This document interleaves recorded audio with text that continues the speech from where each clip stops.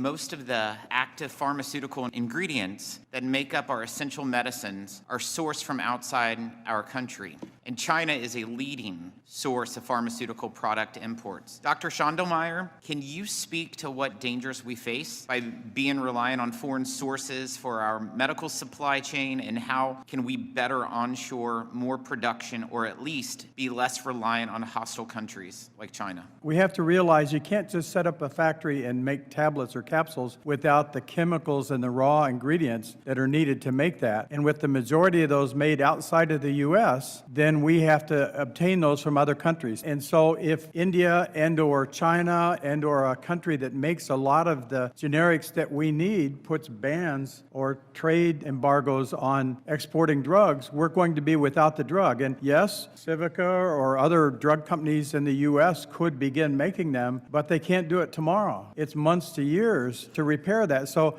we could have patients, cancer patients or pediatric patients or other patients, without the drugs they need because a country simply blocks us from having access to those drugs. You know, we don't rely on other countries to make the bullets when we fight wars, especially our foreign enemies. And so we want to make sure that the drugs we need to keep our public and our military healthy are coming from sources that we have control of. What really caught us in the pandemic, there were demand changes that affected the inventory and availability, but there were also supply disruptions we didn't anticipate.